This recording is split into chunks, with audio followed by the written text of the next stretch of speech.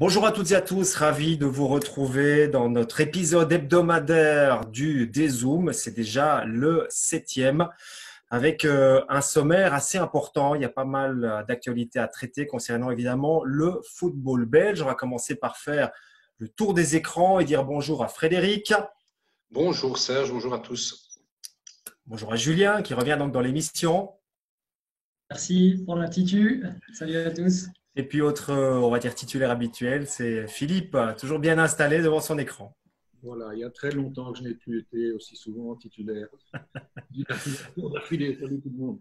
Bon, ben, en Belgique, il n'y a plus de titulaires maintenant depuis 2 mois et demi, puisqu'on ne joue plus au football sur les terrains depuis 2 mois et demi, mais on a l'impression de se le dire semaine après semaine. L'actualité n'a peut-être jamais été aussi chargée. Ça se bouscule quasiment tous les jours. C'est de l'extra sportif, évidemment. Et là, on a une nouvelle toute fraîche. Certains médias ont affirmé que Wouter van den Hout va devenir le président du Sporting Anderlecht à la place de Mark Cook. Alors attention, au moment où on enregistre cette émission, ça n'a pas été confirmé ni démenti d'ailleurs par le Sporting d'Anderlecht, mais on peut dire, messieurs, que le jeu des chaises musicales continue du côté du Sporting d'Anderlecht. On a l'impression qu'il y a eu plus de rebondissements depuis maintenant 2 ans au Sporting que dans les 18 000 épisodes de ce célèbre feuilleton qui est Les Feux de l'amour. Qui veut commencer? Je pense, Philippe, que vous connaissez un petit peu ce personnage, Wouter van den Hout. Vous l'avez côtoyé. Oui, je pensais que vous alliez dire que je connaissais les feux de l'amour. Mais non. Oui, j'ai eu l'occasion de le fréquenter pendant quand même pas mal d'années. C'est quelqu'un qui a tissé sa toile dans pas mal de domaines. C'est un ancien journaliste, notamment de la VRT, qui a créé une boîte de production au Stenvis il y a maintenant plus de 20 ans, qui est donc assez présent dans les médias flamands. Il est CEO de Wever, qui est actionnaire principal donc de Woestenvis, et puis de Humo aussi, le magazine flamand. C'est aussi le grand patron des courses cyclistes flamandes. Bon, jusqu'à aujourd'hui, il a aussi une société de management. On en a parlé d'ailleurs lorsqu'il est devenu conseiller du Sporting d'Anderlecht parce que ça avait posé problème.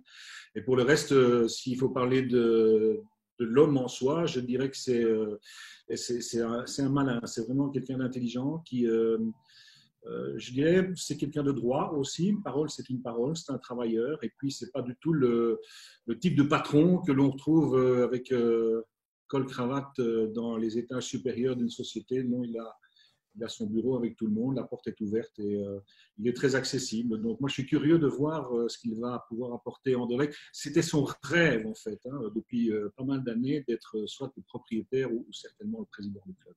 Donc, il avait essayé d'acheter le Sporting d'Anderlecht il y a quelques années, à l'époque où Mark Cook était finalement devenu propriétaire. On l'a annoncé il y a quelques semaines comme conseiller du président. Et on pourrait dire, messieurs, que la meilleure manière de conseiller le président, c'est de devenir le président. Comment peut-on interpréter cette accélération dans le fonctionnement du Sporting d'Anderlecht?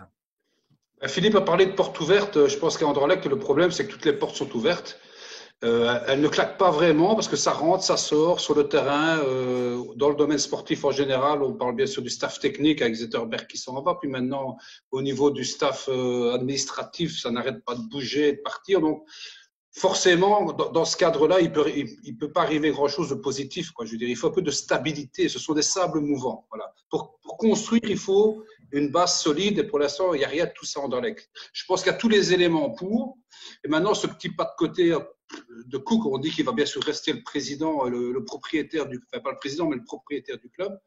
Donc voilà, c'est complètement fou qu'on n'a pris que des gens pleins d'expérience, à Mark Cook dans le business, accompagné dans le football évidemment, et en fait on se rend compte que ça suffit pas s'il n'y a pas un peu de cohérence et quelque chose qui dure et de solide. Maintenant, on n'a pas construit Rome en un jour, tout le monde le sait. Donc voilà, je pense que quand tout va être en place, quand ça va pas être, quand le jeu de chaises musicales va être terminé, ça peut faire quelque chose de très costaud et très solide.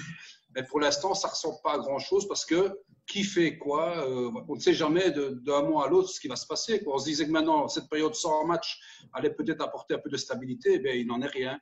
Voilà, donc on se réjouit qu'on sache vraiment, vraiment, vraiment sur la longue durée, parce qu'on sait qu'en football, on peut avoir un projet sérieux que sur le long terme. Anderlecht est bien placé pour le savoir cette saison, puisque sur le terrain, ce n'était pas vraiment ce que le projet prévoyait. Donc voilà, on se réjouit vraiment que tout le monde trouve sa place, s'y tienne, Et je pense que dans ce cadre-là, le fait Mark Cook, je pense qu'il a été habitué à la success story. Il est arrivé au stand, il avait tout à dire. Ça s'est passé merveilleusement bien. Pourquoi? Parce qu'il partait de rien, quoi. Anderlecht, ok, il partait de loin puisque certaines personnes avaient complètement massacré le club de l'intérieur durant les 2-3 saisons précédentes. Mais voilà, il y a trop de monde qui. Je pense que pour lui, il y avait trop de monde qui était là pour pouvoir donner son avis sur. À la limite, on parle des ministres en Belgique. Là, il y avait un ministre pour quelle couleur devait avoir la porte du vestiaire, l'autre. Vous voyez ce que je veux dire? Donc, il est temps que tout cela se resserre, qu'on sache qui fait quoi. Et je pense, parce que moi j'y crois à ce projet sportif de compagnie, je pense que quand tout le monde sera bien à sa place, ça peut faire mal au niveau des résultats sportifs. Bon, il y a évidemment un jeu de pouvoir. Est-ce qu'on peut estimer aussi que c'est un aveu de faiblesse? Julien, je vais arriver vers vous dans quelques instants. C'est à vous que je pose la question d'ailleurs. Est-ce que c'est un aveu de faiblesse? On sait qu'on a un tournoi important au Sporting Anderlecht. Pour pousser le bouchon peut-être un petit peu loin, est-ce que Wouter van de Noot arrive comme président pour éviter la faillite? On sait que le Sporting Anderlecht est dans de grands problèmes financiers pour le moment et avec la crise, ça va être très compliqué dans les prochains mois. Je vais vous flécher vers un article de l'Écho qui, au moment de l'arrivée de Mark Cook, avait été très, très intéressant. Et j'avais entendu dire que Mark Cook ne resterait pas longtemps. Donc, je ne suis pas tellement surpris finalement de ce pas de côté. Est-ce que, qui sait, peut-être que dans 6 mois, il est de retour au stand. Il faut se rappeler du décor au moment où Mark Cook arrive à Anderlecht. C'est la surprise incroyable. Personne ne l'avait vu venir. Et c'était surtout pour bloquer Paul Geisels, le patron de l'Antwerp, qui voit absolument acheter Anderlecht, qui avait fait une offre supérieure à l'époque, d'ailleurs, à tous les autres, et qui n'a jamais vraiment compris pourquoi il a été boycotté. Donc, c'est quand même un retournement de situation, mais il y a comme partout, Fred parlait du sportif, je crois qu'au niveau de tout ce qui se passe dans les coulisses, on ne sait jamais grand-chose finalement. On reste à Bruxelles et on va parler de l'arrivée d'un entraîneur, un des entraîneurs les plus connus de notre championnat, puisque Felice Mazzu va être l'entraîneur la saison prochaine en D1B de l'Union Saint-Gilloise. Alors, on peut interpréter ça de plusieurs manières. Si on veut un petit peu caricaturer, on peut dire qu'il a commencé la saison en Ligue des Champions et va la terminer en D1B. Est-ce que c'est un pas en arrière pour lui ou est-ce que c'est reculer pour mieux sauter? Mais moi, j'ai quand même l'impression, quand je vois l'identité du club et la manière dont Felice Mazzu fonctionne, que ça peut être un véritable mariage de raison et d'amour aussi. Je vais peut-être donner la parole à Philippe Errand, puisque c'est un club que vous connaissez bien. Je pense même que vous avez porté les couleurs. C'était dans un autre siècle, mais vous avez porté les couleurs de l'Union. Dans une autre vie, oui, c'est vrai. Pendant quelques années, et c'est un fabuleux souvenir. Moi, je pense que c'est une très bonne chose pour tous les deux. En fait, ça pourrait vraiment être du win-win parce que Felice Mazzu, on connaît son expérience. Il a quand même fait un travail formidable au Sporting de Charleroi. Il a l'avantage aussi de connaître la D1B, même si il n'y est plus depuis un certain temps, puisqu'il était entraîneur du Beitar il y a quelques années en D1B. Et puis, c'est un club qui peut lui convenir parce que c'est un club chaleureux avec un public extraordinaire. Il y a des similitudes avec le Sporting de Charleroi, je dirais, dans cette atmosphère qui est celle du public, l'aspect populaire. C'est un club historique quand même aussi, l'Union Saint-Gilloise, qui est quand même le 3e club le plus titré de Belgique, même si son dernier titre date, je pense, des années 30. C'est un fameux challenge, il y a un projet, c'est de remonter en D1A. C'est un club qui, pour l'instant, je pense, est sain et qui a vraiment de l'ambition. Donc, je pense que c'est une bonne chose. Et pour Felice, ce serait extraordinaire. On n'y est pas, évidemment, mais de parvenir, d'être l'entraîneur qui parvient enfin à refaire de l'Union Saint-Gilloise un club de l'élite. Le club n'a plus connu l'élite depuis 1973. Donc, c'est un club qui fait partie du patrimoine, un petit peu comme ce que l'on disait la semaine dernière avec le club de Liège. Ce sont des clubs comme ça qui sont un petit peu mythiques par leur histoire. Il y a des moyens, il y a de l'ambition, hein. Ce n'est pas seulement un club historique. Et on sait que Felice Mazzu voulait absolument travailler. Ça faisait quelques mois qu'il avait quitté le Racing Genk. Et c'est vrai que dans cette période un petit peu délicate, on lui a offert quelque chose de concret. Donc on peut, de ce point de vue-là, comprendre sa décision. Moi, je crois qu'ils étaient faits l'un pour l'autre et que donc, pour l'Union, c'est génial. C'est un entraîneur qui a repris un club qui était moribond, c'est-à-dire Charleroi, et qui en a fait un club européen. Et pour Mazzu, c'est de nouveau un contexte où il part de. Voilà, il a toutes les cartes en main, il est dans son élément. Là, il a pris un petit claque sur le bec là, du côté de Genk parce que ce n'était pas son élément. Et là, il va retrouver dans un contexte et un projet qui. Il sait comment on fait. Il sait comment faire pour y parvenir. Donc, c'est super bien pour lui. J'ajouterais qu'il va se retrouver dans un contexte où il va pouvoir parler sa langue parce que ce n'est pas négligeable non plus pour un entraîneur comme ça qui prône le dialogue, qui aime beaucoup parler avec ses joueurs, qui donne une grande importance à l'aspect humain. Donc, ça, c'est très important. Je suppose, Philippe va peut-être nous contredire qu'on parle français dans le vestiaire de l'Union, j'en sais rien. Un petit peu anglais aussi, à mon avis. Oui, je pense que c'est un choix, en tout cas, à l'image du personnage de Matsu, c'est-à-dire, je pense que c'est intelligent et c'est humble, voilà. Et je pense que pour se relancer après son entre guillemets, échec à Genk, je pense que c'est vraiment le pari qu'il lui fallait. Moi, je pense qu'il n'y a pas de honte à redescendre d'un échelon pour Felice Mazou. Il y en a d'autres qui l'ont fait avant lui et non des moindres. Frankie Verkouteren est aussi allé entraîner il n'y a pas longtemps des clubs de D1B, que ce soit Malines ou le Cercle de Bruges, qui n'est pas venu à faire monter d'ailleurs. Il y a d'autres entraîneurs aussi, Marc Breis. Donc voilà, je pense que c'est le projet qui est important et ça pourrait être une belle réussite. Oui, on suivra donc le parcours de Felice Mazzu du côté de l'Union. Et on vous parlait du Sporting Anderlecht il y a quelques instants. C'est maintenant officiel. Ça a été en tout cas officialisé par le compte Twitter du club, Wouter van den Hout. Eh bien, le nouveau président du Sporting d'Anderlecht. On reste chez les entraîneurs. Après Felice Mazzu, on va parler évidemment d'Ivan Leko, qui est le nouvel entraîneur de l'Antwerp, alors que Bologna a été poussé vers la sortie il y a quelques jours. Il a été donc officialisé. Et là, messieurs, je dirais qu'il y a deux volets à l'arrivée d'Ivan Leko. D'abord, au niveau sportif, on peut dire que c'est un gros coup pour l'Antwerp, puisqu'Ivan Leko a quand même été champion avec le club brugeois, connaît parfaitement le football belge, et il a un style, une approche sans doute moins conservatrice, plus libérée que celle que pouvait avoir l'Aslo Bologna, et qu'il va peut-être amener l'Antwerp vers le niveau supérieur, puisque l'Antwerp est un club avec beaucoup d'ambition. Et puis, il y a le volet extra-sportif, presque judiciaire, puisqu'il est quand même toujours inculpé de blanchiment d'argent. Il a été aussi cité dans l'affaire du Football Gate, dans l'affaire main propre, notamment pour avoir touché des commissions sur des joueurs. Et on se demande comment est-ce que l'Antwerp peut prendre un tel risque avec Ivan Leko en se disant qu'il sera peut-être condamné dans les prochains mois, en tout cas lorsque l'affaire du Football Gate sera enfin devant les tribunaux. Je ne sais pas qui veut commencer, mais il y a vraiment pour moi deux aspects à cette arrivée d'Ivan Leko. Julien. Au niveau sportif, en effet, c'est une bonne chose, mais comme vous, j'ai été quand même très, très surpris, d'autant plus que lorsque l'information est tombée dans la presse néerlandophone, il y avait très, très peu de liens avec, en effet, les problèmes judiciaires. Donc, j'ai été très, très surpris.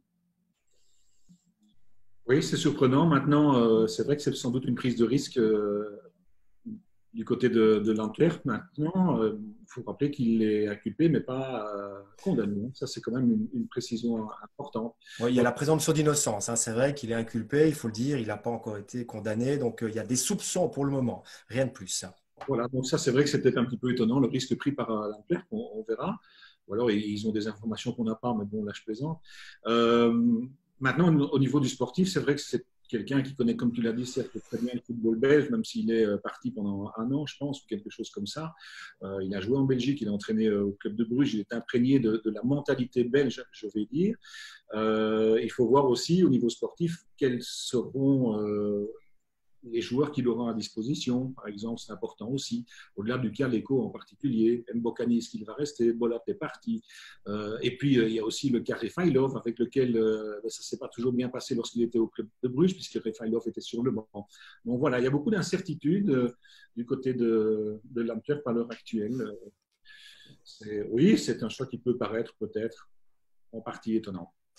Frédéric, sans vouloir allumer le feu communautaire, j'ai quand même été un petit peu surpris de voir cette presse flamande dithyrambique. Elle a été, par exemple, beaucoup plus sévère avec la licence de Moucron. Donc, est-ce qu'on met ça un petit peu de côté en respectant, bien sûr, la présomption d'innocence pour Ivan Leko? Comment vous dire? Il est évident que, enfin, c'est depuis toujours, c'est pas seulement depuis maintenant, que l'aspect, quelque part, c'est complètement une autre mentalité, un autre pays, entre guillemets, bien sûr. Dieu sait si je suis attaché à notre beau pays. Mais il est évident que le corporatisme existe, évidemment. Il n'y a qu'à regarder qui est président de la Fédération belge, on en parlera tout à l'heure. Je veux dire, les corporatismes entre présidents qui s'aiment bien et tout ça, qui sont puissants. Donc voilà, il est évident que les connexions, il est évident qu'il y a aussi des journalistes qui sont là pour servir la soupe de certains clubs et tout ça, mais les pauvres, ils ne savent pas faire autrement. Enfin, soit...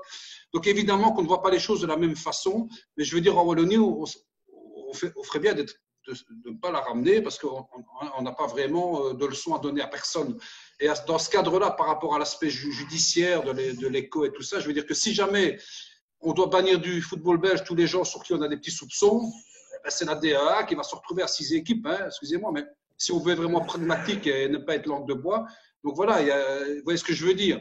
Donc il est un fait que c'est choquant. Mais quand on voit comment évolue notre football, on ne peut pas être surpris quand on va en parler, j'imagine, tout à l'heure, la fédération, c'est complètement ahurissant, l'organigramme est complètement ahurissant. Comment voulez-vous interdire quelque chose quand vous avez cet organigramme-là? Vous voyez ce que je veux dire? Donc, voilà. Moi, je trouve que sportivement, c'est bien, il sait comment ça marche en Belgique, il a été champion avec Bruges, il a tenu la baraque, parce qu'il y a eu quand même des gros soucis dans le groupe, il a quand même tenu le truc, donc il est sûrement valable. Mais là, on va vraiment voir ce qu'il vaut, parce que comme vous le disiez justement, il y a quand même 2 mecs quand même. Le plus important, c'est quoi dans une équipe? C'est le gardien et le buteur, et ils vont s'en aller tous les deux. Donc, il faudrait être très fort pour faire mieux que cette année pour les au niveau sportif. Bon, ben, la transition est faite. On reste du côté de l'Antwerp. L'Antwerp qui a donc engagé un entraîneur qui a été entendu, qui a passé une nuit en prison, en cellule d'ailleurs, dans cette affaire main propre, et qui là se lance dans une campagne vertueuse en portant plainte auprès de l'autorité de la concurrence, en même temps que Virton, que Beveren et que Roland Duchâtelet, qui fait son retour dans le football belge, concernant, on va dire, un conflit d'intérêts au niveau de la fédération. Alors, on a l'impression que chacun a sa propre raison de le faire. Pour Virton, c'est évidemment rester en D1B. Pour Beveren, rester en D1A. Pour Duchâtelet, c'est sans doute un vieux compte à régler. Et pour l'Antwerp aussi, en quelque sorte. Mais l'objectif est le même. C'est viser Mehdi Bayat et sa double casquette en tant que président de l'Union belge et de CEO du Sporting Club de Charleroi. Est-ce que le feuilleton juridico-footballistique de l'été est lancé, messieurs? Ben, Fred, il a déjà un petit peu résumé la situation. Je pense qu'il a raison. C'est vrai qu'on est quand même dans une situation tout à fait extraordinaire. Il y a que chez nous, je pense que ça se passe comme ça. Il y a le cas de Mehdi Bayat, mais il y a le cas de Peter Cronen aussi, qui est président de la Ligue et du Racing Genk aussi. Inévitablement, ça pose problème. Et a fortiori, lorsqu'on est dans des situations comme celles que l'on vit aujourd'hui, où les intérêts des autres s'opposent encore plus. Donc, ça ressort. Je pense que si on prenait des mesures pour que ce genre de cas ne se produise plus, on vivrait déjà dans un monde footballistique belge un petit peu plus serein, je crois. Effectivement. En tout cas, il y a un an, je sais pas pour vous, mais moi, j'avais été très étonné de voir l'Union belge prendre le risque d'élire un président qui est quand même une fonction importante dans un club, Charleroi en l'occurrence. Mais à l'époque, l'Antwerp avait voté pour. Il y avait eu 15 votes sur 22 en faveur de Mehdi Bayat. Et un an plus tard, maintenant, on fait campagne pour justement dénoncer cela. Ça dépend toujours des intérêts des clubs, finalement. Chacun prêche pour sa paroisse, évidemment.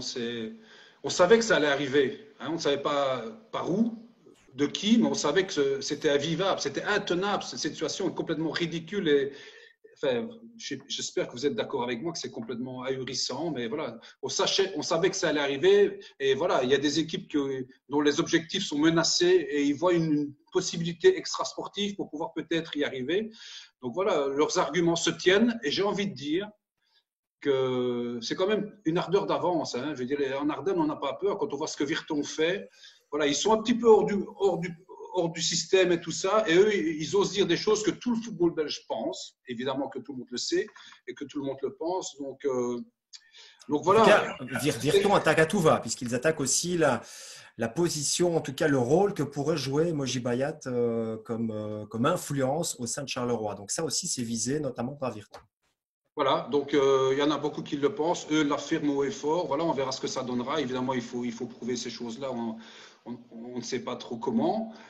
Mais moi, je pense que cette situation, ça devait arriver. C'était évident parce que le pauvre, non seulement il est président d'un club, il est le frère d'un agent qui est concerné par les affaires. Mais enfin, je veux dire, déjà, il y a 2 choses. Moi, je trouve que accepter, c'est un manque de classe. et de penser à l'intérêt général, puisqu'on sait que ça va faire de la suspicion, ça va faire jaser. Donc, où est l'intérêt général? Et voilà. Donc voilà, je pense qu'on a ce qu'on mérite. Et deuxième chose, j'ai envie de dire, qui est-ce qui a élu ce président? Ce sont les autres dirigeants de club. Non? De quoi doit-on se plus le plaindre? Que l'un accepte le poste ou que les autres font tout pour qu'il l'ait? Vous voyez ce que je veux dire? Donc, à mon avis, c'est pour qu'on reste entre nous, et on dirige le football belge à plusieurs. Voilà. Moi, c'est mon idée. Voilà. Je ne sais pas ce que vous en pensez, mais ça m'intéresserait fort de le savoir. Julien. Pour rebondir sur ce que Fred dit, c'est intéressant, et pour aller peut-être un petit peu plus loin, le 21e siècle sera le siècle de la transparence. Je pense que désormais, les moyens technologiques sont à notre disposition. Je pense par exemple à la blockchain. Je ne vais pas parler de la fédération, mais pour les clubs, je ne comprends toujours pas comment un abonné à un stade, un gars qui paye son abonnement annuel, il a tous les droits. Il devrait avoir droit à aller voir ce qui se passe dans les comptes du club, qu'on lui montre clairement ce qui se passe. J'espère vraiment que cette crise, et c'est évidemment, on espère de voir le monde de demain, il y ait plus de transparence. C'est maintenant ou jamais, les technologies sont là. Et pour ne pas parler du sommet de la fédération, parce que finalement, la fédération, c'est comme ça depuis toujours. Michel Daug était président à l'époque, il avait des liens avec le club de Bruges. La presse néerlandophone faisait référence que nous sommes le seul pays, la seule fédération parmi 55 pays de la même zone géographique à avoir un président qui est également président de club. Voilà, c'est comme ça, c'est la Belgique. Il faut que ça change. Et donc, maintenant, il faut surtout venir avec des solutions. Et je pense que, pour ne pas parler de la fédération, mais parler au moins des clubs, que les abonnés aient vraiment une transparence absolue sur leur club, parce que finalement, un club, c'est exclusivement ses abonnés. Donc, le changement viendra peut-être de la justice, des décisions judiciaires. En attendant, il y a des clubs quand même qui essayent, on va le dire comme ça, de redonner une certaine vertu au football belge. Le Standard a publié une charte pour les agents. Donc, cette charte qui veut que les agents soient maintenant enregistrés à la région wallonne, qu'il n'ait pas de condamnation judiciaire, qu'il n'y ait pas de monopole dans le vestiaire de Sclessin. Et il faut aussi maintenant, il y a plusieurs types de commissions qui seront bien précises. Est-ce qu'on va dans le bon sens avec ce genre de charte? Une charte qui existait déjà du côté de Bruges, mais aussi du côté de Malines. C'est donc le cas maintenant du côté du Standard. Et selon les dirigeants, on va être très sévère. Je voulais juste dire quand même, entre parenthèses, qu'en début de saison, on se souvient quand même d'une interview d'Alexandre Grosjean qui disait que travailler avec Moji Bayat, c'était merveilleux, c'était le plus efficace de nos agents. Donc, est-ce qu'il n'y a pas une petite contradiction là aussi quand même? Il faut bien reconnaître que Moji Bayat a mis la main en fait sur notre football, même s'il a connu pas mal de soucis ces dernières années, et qu'en termes d'efficacité, oui, c'est vrai que c'est quand même c'est l'un des plus efficaces. Maintenant, en ce qui concerne la charte, je pense que tout ce qui est en train de se mettre en place pour réguler les situations ou la situation que l'on connaît, essayer de cadenasser quand même toutes les magouilles et tout ça, je pense que c'est une bonne chose. Une bonne chose. Bruges l'a fait, Malines l'a fait, le Standard le fait. Maintenant, la question est de savoir si tous les managers, etc., ne vont pas être capables de contourner ces chartes. C'est toujours ça, la difficulté, évidemment. Moi, ça me fait rire, évidemment. Mais bon, voilà. C'est très beau, c'est du Walt Disney, vous voyez ce que je veux dire? Le titre est beau, voilà, on verra ce que ça donne. C'est quand même un premier pas vers quelque chose de mieux organisé, de mieux régulé, ou pas, Frédéric? Oui, bien sûr, on a voulu, l'UEFA, la FIFA ont voulu réguler le système des agents avec des licences, ça n'existe déjà plus. Tout le monde sait bien que tous les agents ont des hommes de main qui sont à 40 à diriger leurs affaires, tout le monde sait bien. Voilà, c'est bien de le dire, c'est encore mieux de le faire. Je me réjouis de constater que les intentions profondes sont les mêmes que celles qui ont été énoncées. Je m'en réjouis vraiment, et pourquoi pas? Maintenant, je me réjouis de voir, quoi. Voilà. Je sais pas. Dites-moi, est-ce que c'est négatif de penser ça? Mais il y a tellement eu de belles intentions qui ont été énoncées, et puis on se rend compte que, voilà, on verra. On verra. En tout cas, du côté de la CBS, on a estimé qu'il n'y avait pas d'agent qui dirigeait Moucron sa dernière saison. Par contre, Moucron va apparemment de nouveau appartenir au LOSC à Lille, club déjà propriétaire de l'Excel entre 2012 et 2015, si ma mémoire est bonne. Ils avaient dû quitter l'actionnariat du club parce qu'à l'époque, il y avait un certain, on tourne en boucle, hein, il y avait un certain Marcoux qui allait rentrer dans le capital de Lille, ça ne s'est pas fait. Donc, on retrouve toujours un petit peu les mêmes personnes. Donc là, Gérard Lopez, le propriétaire de Lille, a des vues sur le LOSC et apparemment, selon les infos qu'on a eues de la CBAS, il y avait déjà une lettre d'intérêt et c'est ce qui a en partie sauvé Moucron devant la CBAS parce qu'il y avait déjà l'intérêt et des promesses finalement quasiment d'achat de la part de Moucron, même si on attend la fin de l'audit. Est-ce une bonne chose pour l'Excel que de se retrouver de nouveau dans le giron du LOSC? En tout cas, on va dire que là, c'est régional en tout cas, puisque Lille n'est qu'à quelques kilomètres de Moucron. Voilà. Proposons du circuit court du côté de Moucron, au moins ça, même si c'est Lille. Il faut vraiment que cette partie de notre championnat vive parce que, je ne sais pas, messieurs, mais pour, comme vous, de temps en temps, aller à Moucron, c'est dommage que ce stade ne soit pas plus rempli. Ça manquait un petit peu de vie sur les dernières saisons et j'espère vraiment qu'avec un ancrage local, avec le soutien de Lille, je pense qu'il y a moyen de vraiment faire quelque chose. Il y a quelques années, quand Lille était déjà propriétaire ou quasiment de Moucron, il n'y avait pas beaucoup de public non plus. Hein. C'est vrai. C'est malheureusement vrai. C'est malheureusement vrai. L'ancrage moucronois, il date de l'époque de Trémery. Et à partir de ce moment-là, après, il y a eu la faillite et puis c'est parti. Je me souviens même qu'il y avait une grosse polémique à l'époque de Lille, donc vous dites aux alentours de 2012. C'était une équipe qui n'avait pas le moindre joueur belge, je crois même sur la feuille de match, ils avaient dû faire ou réduire le nombre de remplaçants. Enfin, espérons qu'il y ait des limites, mais bon, maintenant, là, il y a quand même des obligations que doit respecter une équipe. Hein. Oui, on peut s'attendre quand même à une grosse importation de joueurs peut-être prêtés ou en tout cas cédés de Lille vers Moucron. Donc, on peut s'attendre quand même à du gros changement dans le noyau. On était plutôt habitué du côté de Moucron à voir de la transhumance chaque été, Frédéric. L'avantage là, c'est qu'il n'y a pas besoin que la ville soit près d'un aéroport. Hein. Parce que là, en voiture, il n'y a pas de problème. On peut venir en bus ou en voiture. On peut venir en bus, les joueurs lillois peuvent venir en bus, ça ira vite. Quoi. Donc, c'est un peu plus cohérent au niveau géographique. Ok. Alors, une petite question là. Il nous reste plus que quelques minutes d'émission. Petite devinette. Est-ce que vous connaissez un certain Pignon Pirotte? Non. Bon. Je vais vous éclairer un petit peu. Donc, c'était dans des écoutes effectuées par la police de Paul Allarts, le directeur sportif de Moucron, dans des discussions avec Marc Rothenberg. Et donc, dans la transcription de ces écoutes téléphoniques, on a retrouvé ce nom, donc Pignon Pirotte, alors qu'on pense qu'il faisait plutôt allusion à Pairoche Piengpong Sant, et ça a été une des raisons pour laquelle les avocats de Moucron ont réussi un petit peu à démonter les accusations envers Moucron, en tout cas sur le fait que Moucron aurait pu être dirigé par un agent ou des agents, Marc Rothenberg en l'occurrence, ces dernières années. Est-ce que ça vous fait sourire? On est loin de l'efficacité du Watergate à l'époque. Mais vous avez, c'est quoi le nom? Donc ça a été transcrit comme Pignon Pirotte. Ah ouais, on a tous des pignons. Hein. Vous voyez le film que je veux dire là? Voilà. François Pignon. Voilà. Je pense que c'est le dîner de con grandeur nationale. Ce qui est malheureux, c'est que les enquêteurs, manifestement, n'ont pas toutes les informations, ne connaissent pas tout le décor. Et c'est malheureux parce que des enquêteurs qui aiment le football, je pense que ça existe. Hein.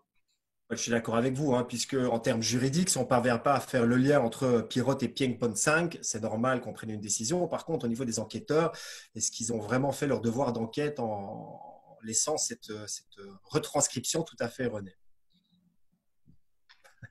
Parfois, il y a des petites erreurs qui arrangent beaucoup de monde. Hein. Mais on n'en sait rien, on n'en sait rien. Faisons confiance. Je trouvais ça amusant quand même, et ça a été repris évidemment abondamment dans la presse flamande notamment, mais aussi un petit peu dans la presse francophone. Alors peut-être encore un sujet pour terminer rapidement. On sait que la finale de la Coupe de Belgique devrait avoir lieu à Bruxelles le 1er août. On semble être d'accord là-dessus. Par contre, il y a la finale de la D1B, le match retour entre OHL et le Beerschot. On sait que ça devra être entre le 1 et le 3, puisqu'il faut rendre de toute façon la liste et que le championnat belge devrait commencer le week-end d'après. Par contre, on ne sait pas dans quelles circonstances, puisqu'on a pu voir cette semaine dans la presse flamande que la moitié des joueurs du noyau d'OHL, le contrat de ces joueurs arrivait à terme le 30 juin, donc on ne sait pas avec quelle équipe on va jouer, ce qui est quand même assez étonnant. Est-on vraiment dans des conditions normales pour jouer ce match retour? Je pense, pardon Fred. Non, vas-y. Non, je pense que la Ligue a changé de règlement et que maintenant… Ils ont toléré. Ouais, l'Union belge donc va tolérer aussi bien pour la finale à la Coupe de Belgique que pour cette finale retour que les nouveaux joueurs, les jours arrivés donc après le 30 juin pour la nouvelle saison, puissent jouer. Mais c'est quand même un gros problème pour OHL. On sait déjà que le match aller a été joué avec du public, que Beerschot a gagné 1-0. Le match retour se fera à huis clos. Il y aura des équipes différentes. Donc, ça reste quand même très problématique. Ouais, mais ce qu'il faut, c'est qu'elle se déroule dans les conditions les moins mauvaises, quoi. Les circonstances actuelles font qu'il n'y a rien qui est normal. Et ça va certainement durer un petit temps. Donc voilà, c'est évidemment complètement ubuesque que cette finale va se jouer avec les nouveaux joueurs. Enfin, c'est un truc de fou, mais c'est pas évident, quoi. Déjà, je trouve ça, au départ, je trouve ça bien qu'ils jouent ce match. Mais maintenant, c'est vrai que c'est complètement hallucinant dans quelles conditions ce match retour va se jouer. Vous le disiez, il y a des aspects hyper importants. C'est bien sûr de jouer le match à domicile sans son public. Enfin, c'est aberrant. Mais quelles sont les autres solutions? Je ne pense pas qu'il y en a beaucoup. Non. C'est déjà bien, je pense, que les noyaux puissent changer, parce que sinon, OHL aurait vraiment été encore plus défavorisé, quoi. Donc, mais si OHL achète 5 joueurs de classe mondiale, ils vont monter. Hein, donc, voilà. Mais bon. Le fait de ne pas savoir une semaine avant le début du championnat dans quel championnat vous allez jouer, c'est complètement fou, quoi. En même temps, c'est génial parce que c'est des choses que n'importe quel scénariste écrit ça. On dit, mais t'es foot, il connaît rien en foot, ça peut pas arriver. Ben voilà, les circonstances actuelles font que ça arrive. D'un côté, on s'en réjouit parce que ça nous offre des trucs complètement hors la vie. Et Dieu sait si c'est intéressant d'avoir des choses hors la vie. Mais voilà, je pense que dans ce cadre-là, voilà, il n'y a pas de bonne solution, il n'y a qu'une moins mauvaise. En tout cas, Julien, le mot de la fin. C'est une stratégie de management qui est habituelle du côté de OHL. Chaque année, ils attendent le dernier moment pour prolonger les joueurs et pour prendre pour une fois la défense des joueurs. C'est pas très cool parce que, comme tout le monde, on aime être sécurisé. Et OHL aime bien comme ça laisser le dernier moment pour prolonger ses joueurs. Ça ne doit pas être un environnement très sain pour un joueur en fin de contrat du côté de Louvain, en tout cas. Qui sait, il y aura peut-être aussi des joueurs venus de Leicester, hein, on ne sait jamais, peut-être même pour jouer cette finale. Tout est possible. Vardy va jouer. Tielemans, De Praat, c'est magnifique ça. Non, ils reviennent chez nous pour un match. On ne sait jamais, tout est possible dans le football belge. En tout cas, merci messieurs pour votre précieuse collaboration à cette émission. On vous rappelle que vous pouvez trouver pas mal de produits quand même sur notre page Vous Sport la communauté, le Zoom, les différentes interviews et pas que dans le football effectuées maintenant au fil de la semaine. Merci Julien, merci Frédéric, merci Philippe, merci à vous pour votre fidélité. Passez une bonne soirée, une bonne journée, une bonne semaine et à très bientôt. Bye bye.